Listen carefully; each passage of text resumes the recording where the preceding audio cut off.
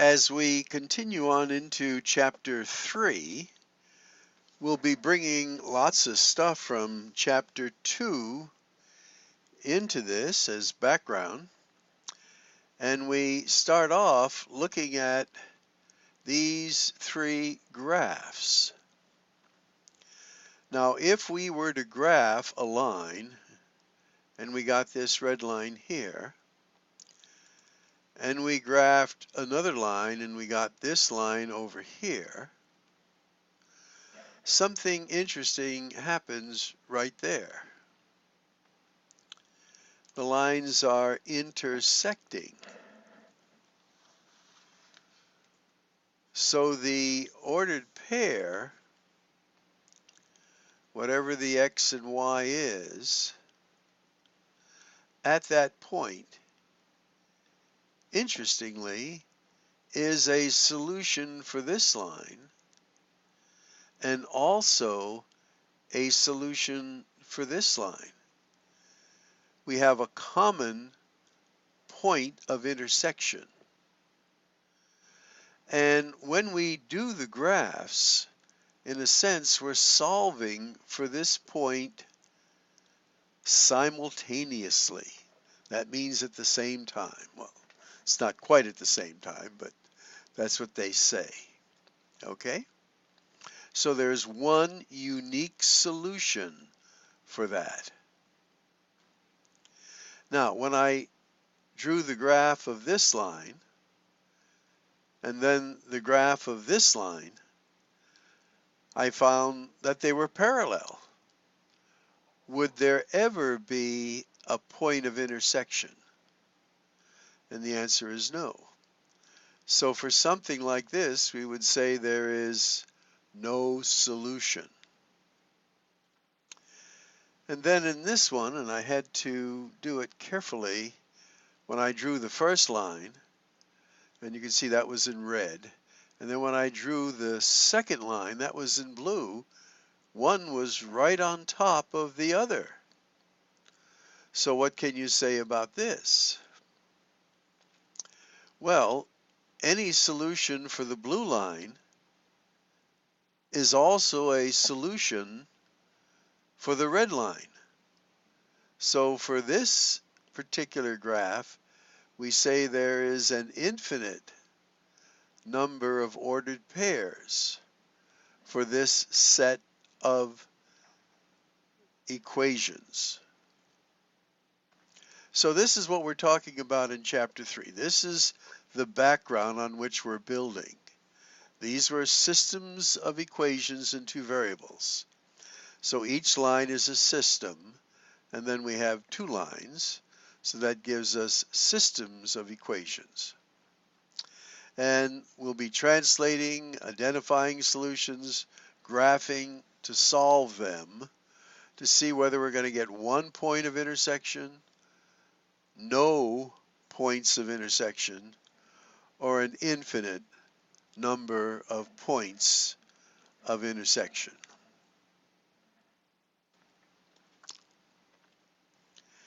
And this is what we've just been saying as background. And we solve them simultaneously because we're sort of doing them at the same time.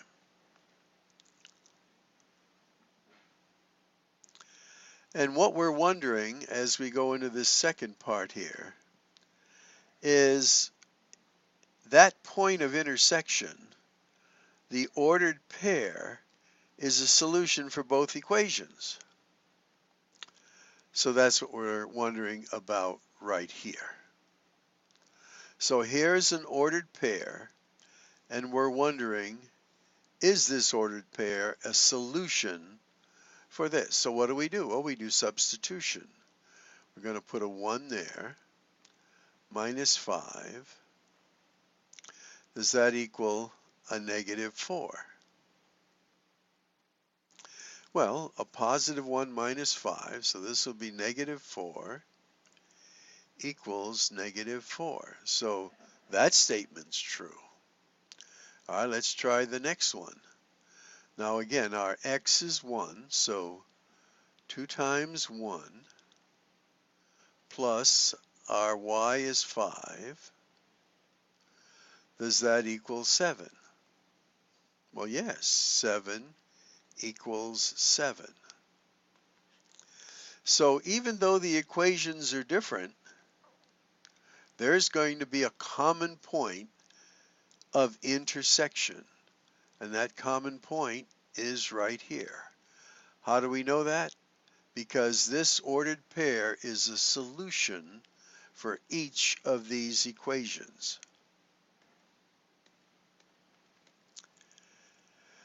And that first one was true, and the second one is true.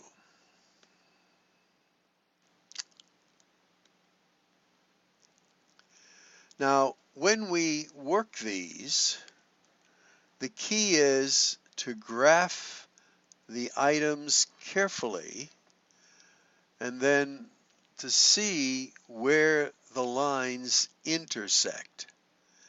And hopefully it's going to be on a grid line so we can pick out the answers. This is, again, one of the skills we're bringing in from the previous chapter.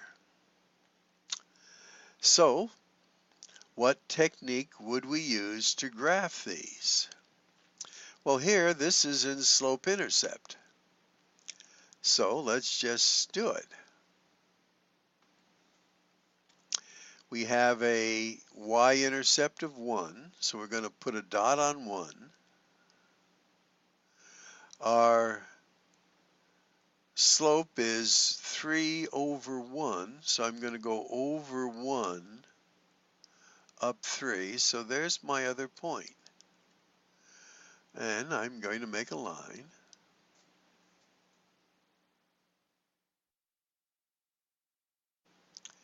And it has to be done accurately. I'm a little off on that one right there, but sometimes we can get away. When you do it on MATLAB, again, that's very accurate. You're going to click there and there, and it's going to make a nice line. Now, what do we have to do for the other one to find out? Well, we have to solve for y. So I'm going to bring my y over. I like to have it positive. I'm going to bring the 3 over. That becomes a negative 3. And the x just stays there. Now I'm going to divide everything by 2. And I get now y equals 1/2 x minus 3/2. Well, remember, this is like a negative 1.5 here. Okay, so my slope is a positive 1/2, and my y-intercept is this. Now, I redid that other line so we could see it perhaps a little better. There's my y-intercept of 1. My slope is over 1 up 3. And there's this line. And then for this other line, my y-intercept is a negative 3/2, or a negative 1.5, which is right there in the middle. And my slope is 1 over 2. So I'm going to go over 2, up 1. And there's my second line. So again, doing it on MATLAB, you get much more accurate diagrams. So where does it look like it's going to intersect? Well, it's going to intersect at over 1, that's a negative 1, and down 2, so that's negative 2. So there's my point of intersection. And how did I solve it? I solved it by carefully graphing each of my system of equations and got a point of intersection. Now, if I put these into my original equations, this is a solution. Okay, let's see how they do it. Okay, there's the first one. And they use the intercepts, which is something we could have used also. And there it is. The y-intercept is there.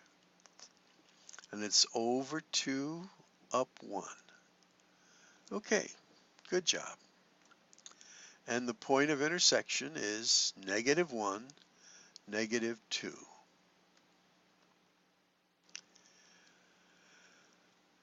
All right, they're asking us to do this using a graphing calculator. We don't use that, but let's just set this one up and do it.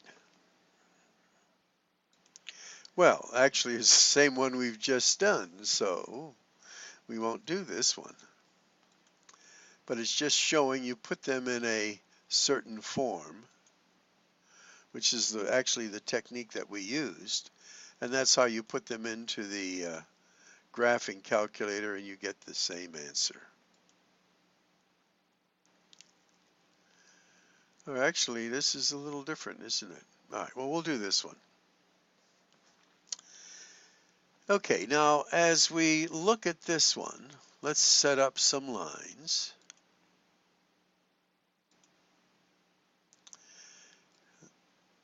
I'll make a nice graph here.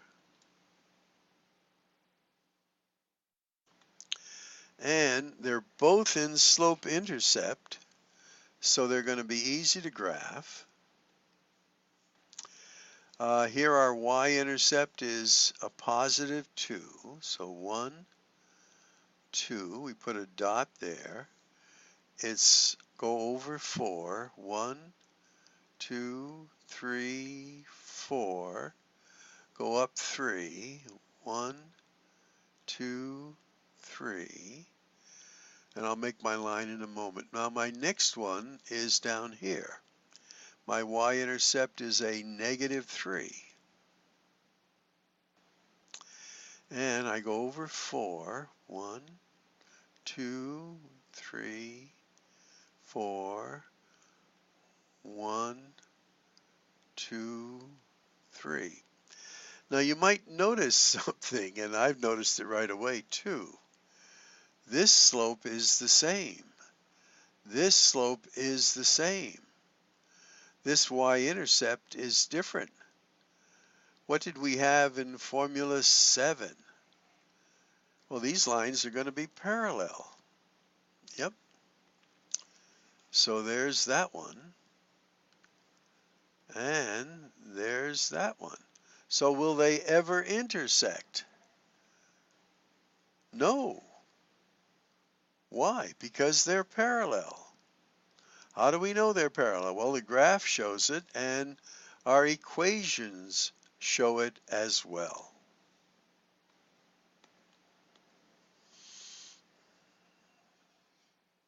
And there they have it.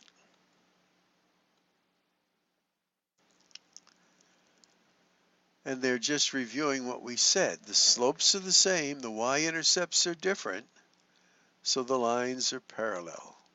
There will be no solution for this.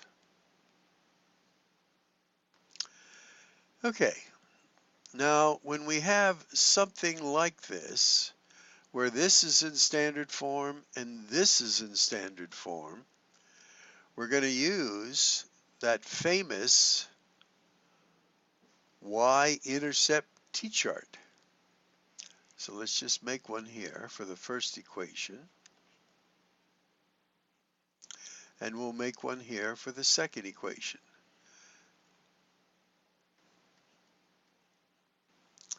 So here, if x is 0, if x is 0, y is going to be what? 2. And here, if y is 0, x is going to be 4. All right, now let's do this one. Here, if x is 0, what will y be? 2. And if y is 0, what will x be? 4. And you might say, uh-oh, when you make your lines to graph,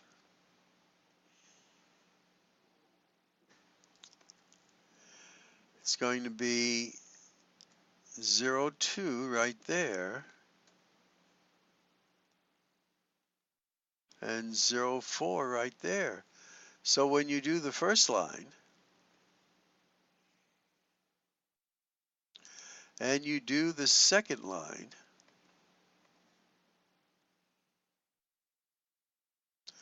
they're right on top of each other. And why is that? Well, these are just different forms of the same equation. So whatever ordered pair is a solution for one, it's also a solution for the other. So how many answers do you have in a situation like this? As we mentioned before, there is going to be an infinite number of solutions.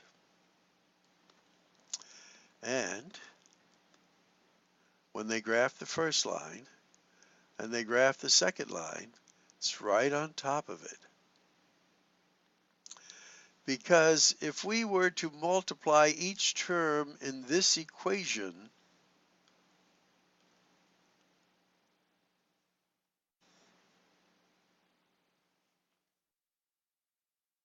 by 2, this becomes a 4, this becomes an 8, this becomes a 16. They're the same equation, just disguised a little bit. So for this, an infinite number of solutions. Now, a couple of key words for our vocabulary. If, when we do our systems of equations, there's at least one solution, we say the systems are consistent. That is, there's at least one solution. If the lines are parallel, there'll be no common point of intersection. We call that type of system inconsistent. Inconsistent. And if the lines coincide, that is, they're sharing the same graph, this is an infinite number of solutions, and of course, it has at least one. There's an infinite number that would be consistent.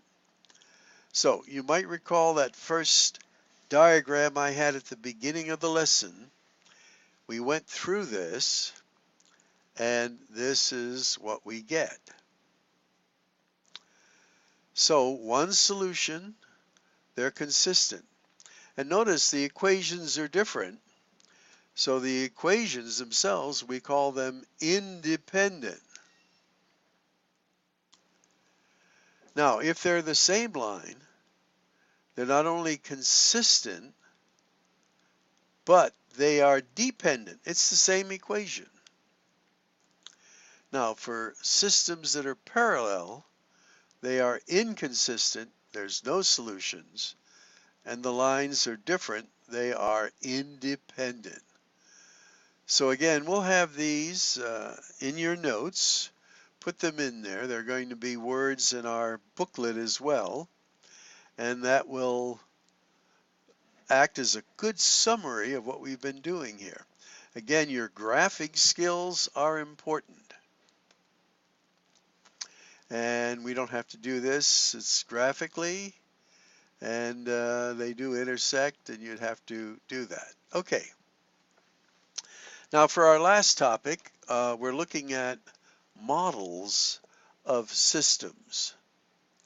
For instance, here Americans are buying more bottled water and less regular, not diet soft drink. The following table lists per capita consumption of both beverages for several years. When will Americans consume as much bottled water per year as regular soft drinks? Okay, so you have some data, and there's the data. So there's a year, so that would be time. This would be bottled water. Time, bottled water. And then time, soft drinks, and you have a series of data points. Now, if you were to use a calculator on this, you could program your calculator and eventually it would develop into, let's go back here, a line that looks like so, and a line that looks like so. Can you see that sometime in the future, these lines are going to, I didn't make that too well there, intersect. Okay? Now, the slope of this line would be positive. The slope of this line would be negative. And there is a way to solve this, and we'll be showing you some of these in our next lessons. We are not asking you to use your calculator, since many of you don't have a graphing calculator, to do this. But this is what is in the background here. They'll give you an equation that shows negative slope. They're going to give you an equation that shows positive slope. They want you to solve it simultaneously. Now, if it was easy, you could do it by graphing. But there are other methods, and that's where we're going in our next few lessons here. And that completes this one.